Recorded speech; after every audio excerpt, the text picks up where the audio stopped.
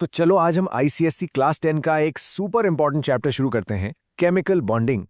इस वीडियो में हम एकदम क्रिस्टल क्लियर डायग्राम्स के साथ समझेंगे कि इलेक्ट्रोवैलेंट, कोवैलेंट और कोऑर्डिनेट बॉन्डिंग आखिर है क्या और इनके पीछे की कहानी क्या है। ये पूरा चैप्टर एटम्स की स्टेबिलिटी पाने की एक क्वेस्ट है।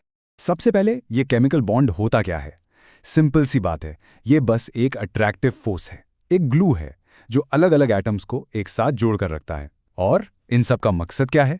गोल एक ही है, अपने सबसे बाहर वाले शेल में 2 या 8 इलेक्ट्रॉन्स यानी ड्यूप्लेट या ऑक्टेट कंप्लीट करना और एकदम नोबल गैसेस की तरह स्टेबल हो जाना। अब इस स्टेबिलिटी को पाने के लिए एटम्स के पास 3 मेन रास्ते हैं। पहला है इलेक्ट्रोवेलेंट बॉन्डिंग, जिसमें इलेक्ट्रॉन्स का पूरा ट्रांसफर होता है, एकदम गिव एंड टेक। दूसरा है कोवेलेंट बॉन्डिंग, जहां मिल बांटकर काम चलता है, यानी म्यूचुअल शेयरिंग। और तीसरा है कोऑर्डिनेट बॉन्डिंग, जो कि एक स्पेशल केस है जिसमें एक एटम ही पूरा इलेक्ट्रॉन पेयर डोनेट कर देता है। ओके, तो आओ शुरू करते हैं हमारे पहले रास्ते से, इलेक्ट्रोवैलेंट बॉन्डिंग। यहां का फंडा बहुत सिंपल है, कंप्लीट ट्रांसफर ऑफ इलेक्ट्रॉन्स। एक एटम देगा और दूसरा लेगा। तो होता क्या है, एक मेटल एटम जो इलेक्ट्रॉन देना चाहता है, वो अपना इलेक्ट्रॉन एक नॉन मेटल एटम को पूरी तरह से ट्रांसफर कर देता है। इससे मेटल बन जाता है पॉजिटिव आयन यानी कैटायन, और नॉन मेटल बन जाता है नेगेटिव आयन यानी एनायन। और फिर जैसा कि हम जानते हैं, ऑपोजिट्स अट्रैक्ट। इन्हीं ऑपोजिटली चार्ज्ड आयंस के बीच जो जबरदस्त अट्रैक्शन होता है, उसे ही हम इलेक्ट्रोवैलेंट या आयोनिक बॉन्ड कहते हैं।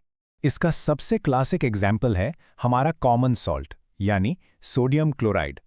अब देखो, सोडियम के पास एक एक्स्ट्रा इलेक्ट्रॉन है जिसे वो देना चाहता है, और क्लोरीन को अपना ऑक्टेट पूरा करने के लिए बस एक ही इलेक्ट्रॉन की कमी है। तो सोडियम अपना वो एक इलेक्ट्रॉन क्लोरीन को दे देता है। इससे Na बन जाता है Na+ और Cl बन जाता है Cl-, और इनके बीच एक मजबूत बॉन्ड बन जाता है। अच्छा, अब सोचो अगर किसी एटम को एक नहीं 2 इलेक्ट्रॉन्स देने हों, जैसे कि मैग्नीशियम। मैग्नीशियम अपने 2 वैलेंस इलेक्ट्रॉन्स लूज करता है। अब एक क्लोरीन तो एक ही इलेक्ट्रॉन ले सकता है, इसलिए यहां 2 क्लोरीन एटम्स आते हैं। मैग्नीशियम अपना एक इलेक्ट्रॉन दोनों क्लोरीन एटम्स को दे देता है और बन जाता है MgCl2। एक और केस देखते हैं, कैल्शियम ऑक्साइड। यहां भी 2 इलेक्ट्रॉन्स का खेल है। कैल्शियम अपने 2 वैलेंस इलेक्ट्रॉन्स देना चाहता है, और ऑक्सीजन को अपना ऑक्टेट पूरा करने के लिए 2 इलेक्ट्रॉन्स चाहिए। तो यहां परफेक्ट मैच है। कैल्शियम अपने दोनों इलेक्ट्रॉन्स ऑक्सीजन को ट्रांसफर कर देता है, जिससे Ca2+ और O2- आयंस बनते हैं। क्योंकि इनके बीच इतना स्ट्रॉन्ग बॉन्ड होता है, तो इनकी प्रॉपर्टीज भी खास होती हैं। ये हार्ड क्रिस्टलाइन सॉलिड्स होते हैं। इन्हें पिघलाने के लिए बहुत हाई टेम्परेचर चाहिए, इसलिए इनके मेल्टिंग पॉइंट्स बहुत हाई होते हैं। और याद रखना, ये इलेक्ट्रिसिटी सिर्फ मोल्टन स्टेट में या पानी में घुलने पर ही कंडक्ट करते हैं, क्योंकि तभी इनके आयंस मूव करने के लिए फ्री हो पाते हैं। चलो, अब आगे बढ़ते हैं अपने दूसरे रास्ते की तरफ, कोवेलेंट बॉन्डिंग। अब सोचो, अगर 2 एटम्स ऐसे हों जिन्हें दोनों को ही इलेक्ट्रॉन्स चाहिए, ट्रांसफर तो पॉसिबल नहीं। ऐसे में वो अपनाते हैं एक कोऑपरेटिव अप्रोच यानी शेयरिंग। तो कोवेलेंट बॉन्ड तब बनता है जब 2 नॉन मेटल एटम्स आपस में इलेक्ट्रॉन्स की पार्टनरशिप करते हैं, यानी शेयरिंग। इससे दोनों का काम बन जाता है और दोनों ही स्टेबल कॉन्फ़िगरेशन हासिल कर लेते हैं। यहां का रूल है, शेयरिंग इज केयरिंग। सबसे सिंपल एग्जाम्पल से शुरू करते हैं, हाइड्रोजन मॉलिक्यूल। दोनों हाइड्रोजन एटम्स के पास एक इलेक्ट्रॉन है। वो आपस में इन इलेक्ट्रॉन्स को शेयर करके अपना ड्यूप्लेट कंप्लीट कर लेते हैं। बिल्कुल ऐसे ही 2 क्लोरीन एटम्स एक इलेक्ट्रॉन शेयर करके एक सिंगल बॉन्ड बनाते हैं और अपना ऑक्टेट कंप्लीट कर लेते हैं।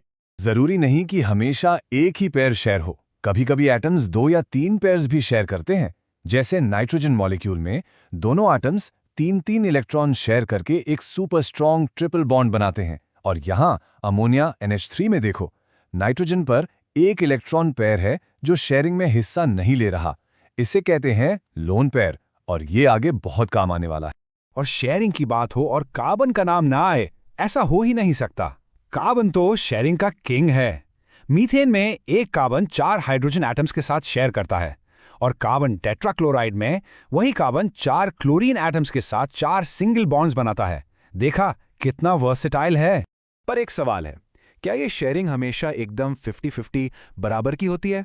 नहीं, जब दो अलग अलग एटम्स के बीच बॉन्ड बनता है तो जो एटम ज़्यादा पावरफुल या इलेक्ट्रोनेगेटिव होता है वो शेयर्ड इलेक्ट्रॉन्स को अपनी तरफ थोड़ा ज़्यादा खींच लेता है। इसी अनइक्वल शेयरिंग को हम कहते हैं पोलर कोवेलेंट बॉन्ड। इसे समझो जैसे हाइड्रोजन क्लोराइड में क्लोरीन ज़्यादा पावरफुल है तो वो इलेक्ट्रॉन्स को थोड़ा सा अपनी तरफ पुल कर लेता है, जिससे उस पर एक पार्शियल नेगेटिव चार्ज और हाइड्रोजन पर पार्शियल पॉजिटिव चार्ज आ जाता है। पानी यानी H2O में भी ऑक्सीजन ज़्यादा इलेक्ट्रोनेगेटिव है, इसलिए वहाँ भी पोलर बॉन्ड्स बनते हैं। अब इनकी प्रॉपर्टीज इलेक्ट्रोवैलेंट कंपाउंड से बिल्कुल अलग होती हैं, क्योंकि इनके मॉलिक्यूल्स के बीच का फोर्स वीक होता है।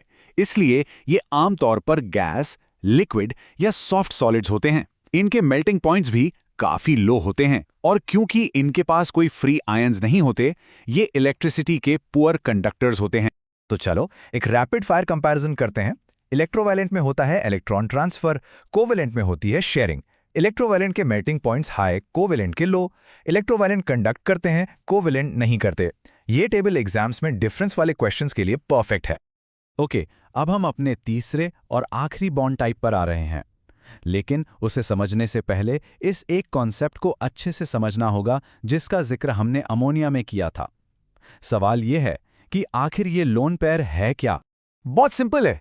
लोन पेयर ऐसा पेयर ऑफ वैलेंस इलेक्ट्रॉन्स है जो एटम के पास तो है लेकिन बॉन्डिंग में पार्टिसिपेट नहीं कर रहा। ये एक एक्स्ट्रा या अवेलेबल फॉर डोनेशन पेयर है जो बस एटम पर बैठा हुआ है। और इसी लोन पेयर से शुरू होती है कहानी हमारे तीसरे बॉन्ड की, कोऑर्डिनेट बॉन्डिंग। इसे डेटिव बॉन्ड भी कहते हैं। यहाँ शेयरिंग तो होती है, लेकिन एक ट्विस्ट के साथ। यहाँ एक एटम बहुत जेनरस बनकर शेयरिंग के लिए दोनों इलेक्ट्रॉन्स खुद ही प्रोवाइड करता है। इसका फॉर्मेशन देखो हाइड्रोनियम आयन में। यहाँ एक हाइड्रोजन आयन है H+, जिसके पास कोई इलेक्ट्रॉन नहीं, और पास में है वाटर मॉलिक्यूल जिसके ऑक्सीजन के पास 2 लोन पेयर्स हैं। तो ऑक्सीजन अपना एक लोन पेयर इस H+ को डोनेट कर देता है और उनके बीच एक बॉन्ड बन जाता है। शेयरिंग के दोनों इलेक्ट्रॉन्स ऑक्सीजन ने दिए। सेम स्टोरी रिपीट होती है अमोनियम आयन के फॉर्मेशन में। अमोनिया का नाइट्रोजन जिसके पास एक लोन पेयर है वो इसे एक H+ आयन को डोनेट कर देता है। इस तरह NH4+ आयन बन जाता है। इस बॉन्ड में नाइट्रोजन डोनर है और H+ एक्सेप्टर है। तो चलो इस पूरी क्वेस्ट को एक बार समराइज करते हैं।